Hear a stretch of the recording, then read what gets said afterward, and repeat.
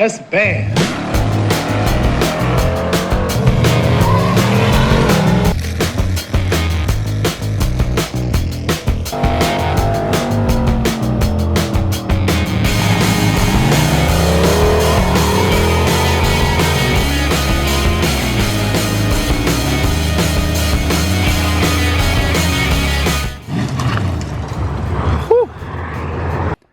Man, I still can't get over how good this car turned out. It's hard to believe this is the same pile of trash that we pushed in here. Rotted floors, completely obliterated tire, just a few months ago, I think. And look at you.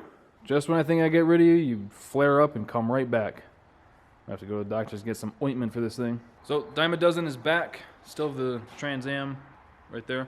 I guess we kind of continue where we left off with it, huh? Just going to start addressing things, throw some 456 gears in the back, and lower the truck, which I've got some 4-inch drop blocks in, I think that box there, and then we'll just cut the front springs for now. Just get it looking right, and also, you know, just maybe, we got this manifold there, and either one of these turbos, this one is a 76, so we might try that one. But either one of those turbos on that thing would be killer. I want to do a little bit of math real quick to see roughly... Oh, and I want to change the converter. Because this one is way too tight in it. And I've got one that should foot brake closer to like 3,500 that I'd like to put in it. Because this one foot brakes to about 2,700, I think. Yeah, and I want to do some math to find out what it should RPM in the 8th with Power Glide 456s. It should be fine, but if and when I ever put a 28 on this thing, I don't know if I will, but if and when, I want to make sure that I'm not shooting myself in the foot, having to go back and redo a bunch of things. So I want to do a little bit of math on the gearing first before we just dig into it and try to start making something out of this truck. I wish it was the passenger side manifold that had the leak, but no, it just has to be this stupid one over here. So I'll pull that off and try to get that fixed. Let's get to work on this thing again. Why not? Alright, so one of the first things I want to do is something that was... A lot of stuff on this truck was just kind of a quick throw it together, kind of with the intention of going back later and fixing it. Such as running the steam vent line to the overflow of the radiator. So running the steam vent line to the overflow, not a good idea, because all it does is just create more pressure because it's above the spring on the cap. So what we need to do, and what has been recommended to me at Jerry at Mazier, who I've talked to a bunch, if you haven't checked out Mazier, obviously they're one of the best in the business with cooling systems and water pumps, stuff like that. He said drill and tap a hole directly below the radiator cap. That way the steam vent builds up pressure directly below the cap and it can blow off as quickly as it can. A lot of people like to run them into the upper radiator hose. He said that works.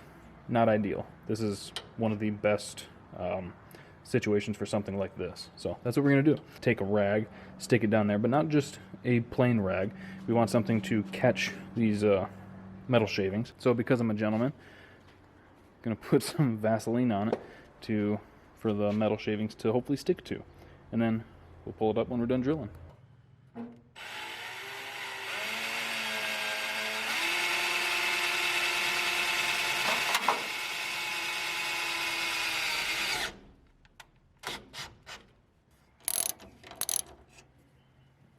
Alright, while they're fixing things, this should be the lowering blocks for the truck.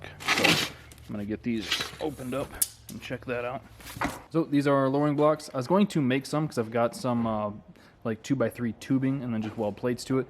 But these are all like CNC cut and everything, and they've got the correct angles built into them, you can see, so that we can keep the pinion angle happy. Comes with new hardware. They were like 70 or 75 bucks. Couldn't really pass it up. So this is what we went with, and there was a bunch of aluminum ones out there. I don't really like the aluminum ones. Aluminum's a pretty soft metal for something like this, especially if it's in a situation where you're going to be abusing it, like on this truck. Figured the steel would be much better, and it'll take up a lot of the gap here. And we're supposed to be able to do 4-inch blocks without having to cut the frame. So I'm gonna get the truck up in the air and start throwing those on. Should be a pretty simple process.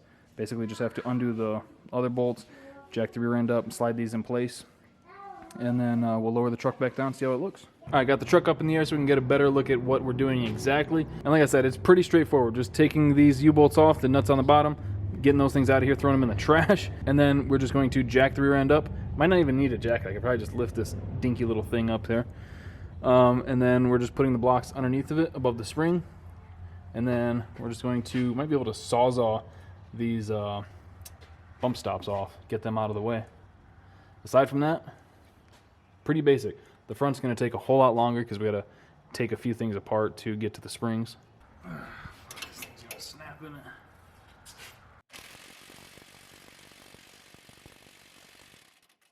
I really ought to just fucking cut these things.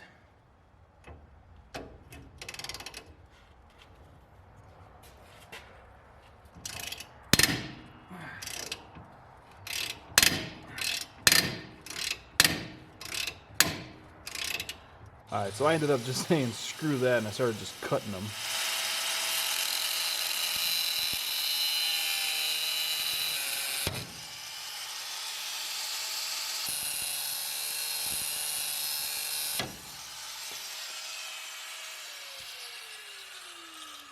Alright, got the U-bolts cut, plates are off. Now all we gotta do is lift up the axle. Ah, that's not true. Gotta cut these bump stops off too. I might see if I can just get those with the Sawzall though, because I don't know if I have any more cut-off wheels. So I'll just try the Sawzall real quick.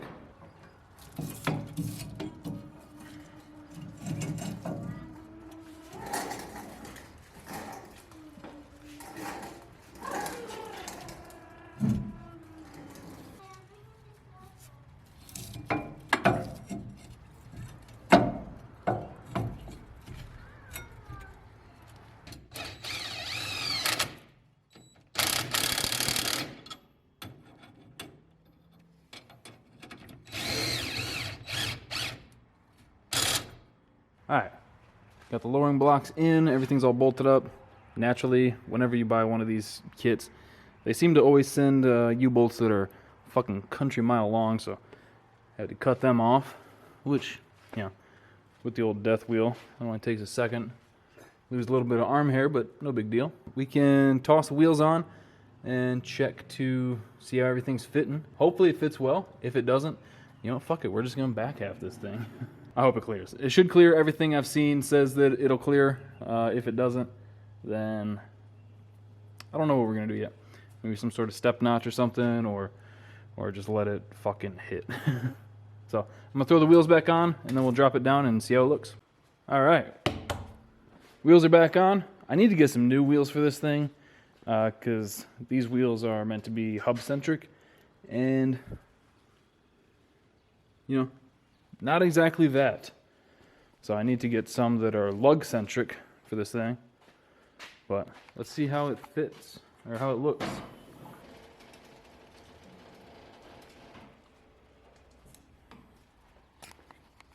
Alright, what are we sitting on? Probably the air shocks, huh?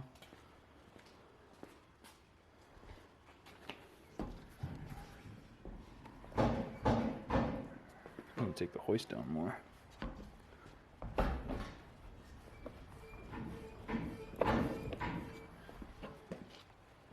It actually has that no prep tooted up in the front, ready to make some fucking decisions stance. I dig it. I dig it. Oh yeah, we got 3.5, give or take. Plenty of room. Yeah, we got a bunch more room for some back spacing for some tire. I know people can fit 15 by 10s in here. Yeah, I do not hate that at all. Ooh, what is our pinion angle looking like? Let's try and look on the other side. Yeah, we're just eyeballing it. About 3 degrees down. So I think we're good on that. It's definitely got that gap train stance. Yeah, I'd like to bring the front down about 2 inches, 3 inches. Enough to where I can't fit my entire hand through here. Let's see, I think the back was about 3 fingies. Is that what it was? Yeah. If we could drop this 1, 2, yeah, 3 inches would be perfect. Huge money. I mean, even 2. But yeah, I think 3 would be Great, just for looks. Big look guys around here. So I think I'm going to go inside, get cleaned up, probably get some lunch and dinner. And then either later tonight, maybe tomorrow, come back out here, do the front. And then we need to put some gears in this thing. All right, next up, we're gonna lift it back up in the air and start tackling the front. I am pretty sure this thing still has the 4-cylinder springs in the front, so I'm hoping. It doesn't look like they've ever been changed, but who knows? They could have been changed a decade ago, and they just have the natural grunge of time on them. But yeah, I'm hoping that they're the 4-cylinder springs, and I'm sure most of you guys, a few of you guys, maybe have heard of this tiny little channel called Street Racing Channel. They have an S10. That thing fucking gets down, like most of you guys know. And Billy used the factory 4-cylinder springs for a long time, basically until a couple years ago, I think. But one of Old Man's first videos, he showed their suspension, and they had just taken a fucking torch to their springs. So I'm hoping that if these are the 4-cylinder springs, which they should be, will be a skosh better than torched springs, because we'll just cut off a coil, trying to get our ride height right. Now, if we get the front end down to where I would like it to be, we should have about 6.5 inches of travel, which, will this thing ever use it? I don't know. We're kind of just flying by the seat of our pants right now, trying to figure out what we're going to do with this thing and slowly improve things. So regardless, we have to do something because right now, at our static ride height, we only have 2.5 inches of suspension travel down. And that is less than ideal. So we're going to get this thing lifted up, pull the front end apart, pull the springs out, and cut. Oh, I'm not sure. 1.5 maybe? I don't think we'll have to go a full 2 coils, but I don't think one's going to be enough. So we might go 1.5 and see. Look, it's practically uninstalling itself.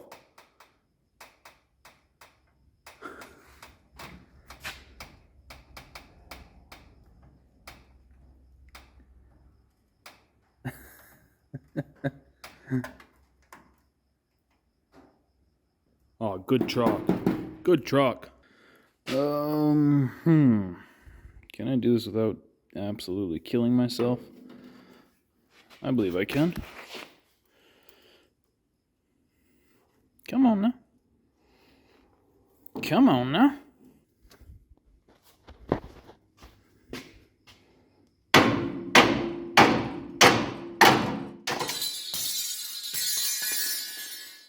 Dude, chill out. Jesus. Alright, right about here. Correct. 1.5. Alright.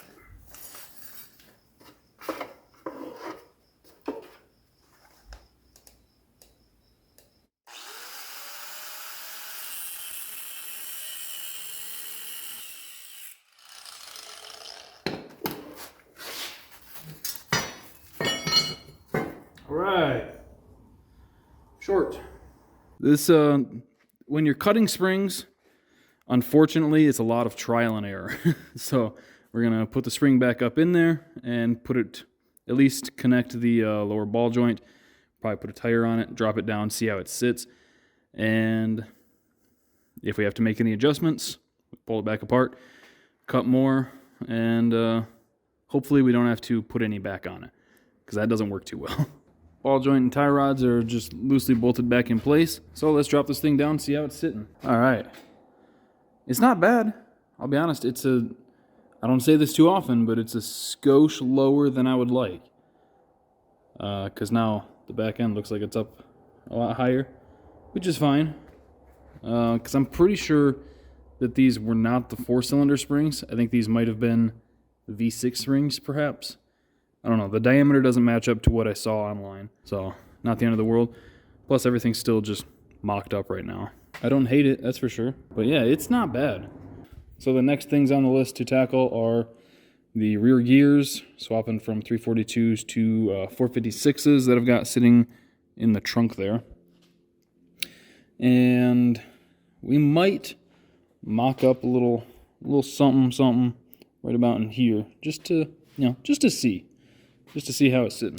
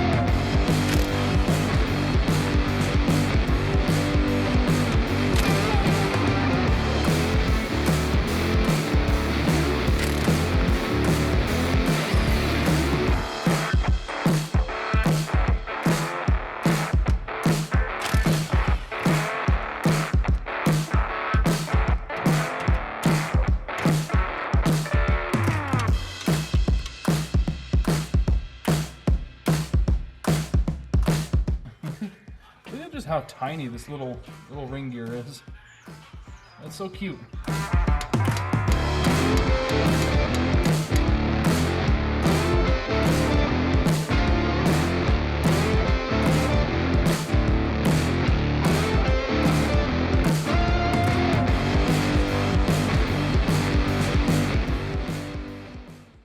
All right, got the carrier here.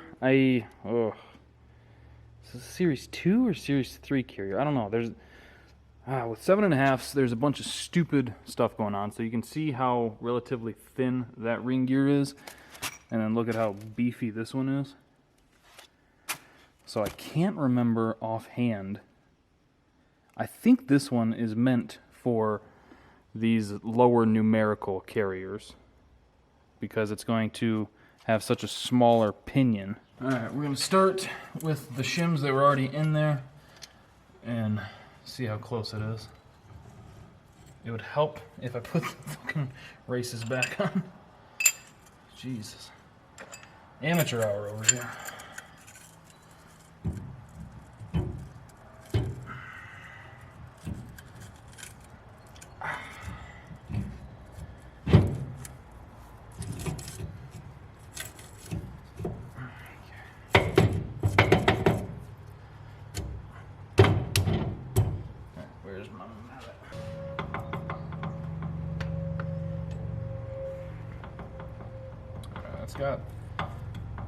That's got a lot, but we can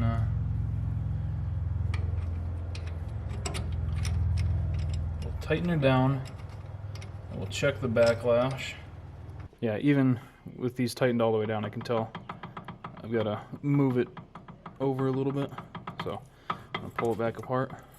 But this gear will work with this carrier, so that's good. All right. Got the new gears in there. Everything seems nice and happy. Backlash is, what was it? 7th thou, I think. You can see the yellow. Check the tooth mesh. Slightly gashed the fuck out of my hand. What the hell did I do that on? Yeah, I'm not gonna say it's perfect, but it is dang close. And a lot happier than the first setup that I had. Because off camera, I've been messing with this thing for probably 40 minutes. And the first one I had way too tight. Well, technically it would have been the second one, because the first one we tried with the stock shims, and then I tried shimming it over a little bit, and I measured incorrectly, so when I got it in there, it was way too tight. So this time, it's so much happier. So now I need to start putting it back together. I wish I had a mini spool to put in it, but I think I'm just going to weld everything up, and it'd be nice to eliminate the C-clips, but... Alright, got the rear end all back together. I didn't have a whole lot of fluid, but there's enough in it that I think we can check to see if we've made any improvement to the truck at all. So if you remember before, this truck with the Power Glide, like around a 1.8 first gear, I don't know if it's a 1.76 or 1.81, and then the rear end with 342 gears, it had like a 6.2 or whatever starting line ratio, which is a lot of leverage to overcome for a naturally aspirated 5.3 with a medium cam that doesn't make a whole lot of power down low. It's just a whole lot to overcome. So that's one of the reasons we switched to the 456 gears. It bumps the starting line ratio to, off the top of my head, I don't remember, like 8.3, which is a whole lot more manageable, a whole lot more street friendly too. Like if we were at a track, we'd want like between 9, 10, and 11, like in that range. If we were trying to do street stuff, you want a little bit less starting line ratio so it doesn't hit the tires as hard. But let's see if this thing made any improvements.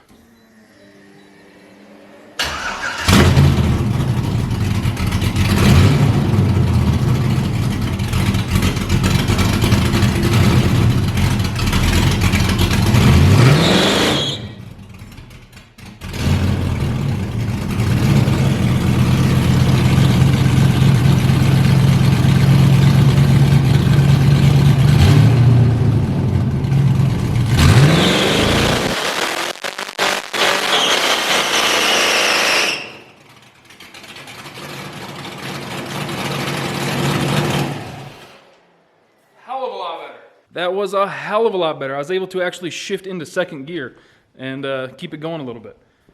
So that is drastic improvement. And it sounded pretty good. We got something dripping though. I can hear it. Oh, yep, leaky injector dripping right on the exhaust. So that's fine. Luckily, we didn't run it for too long. And I didn't even have to put any water or anything down this time. So yeah, we are making huge improvements to this thing. You know what? To be honest, I bet now there's not really much debate that this thing would run 12s NA. It sounds so funny to say. So the things that I need to do next to it are I need to put the new shocks on the front because I cut the old ones off, as these guys, because they were just so rotted in there that I just wanted to get them out of the way so I can keep moving forward, and I'll figure out how to get these ones off.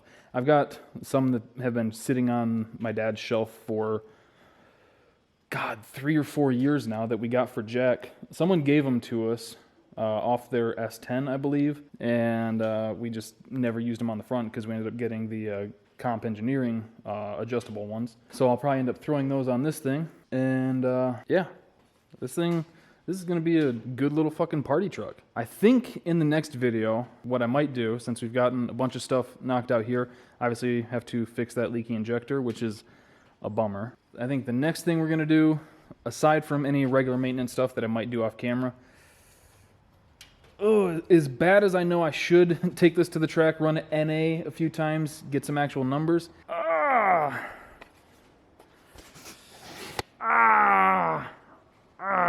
God, I want to start putting a turbo on it so bad. Well, I've got this next gen 7875 VS Racing, obviously, billet wheel. This is virtually the same one. Actually, no, this is better than the one I had on the RX-7 when I redid it.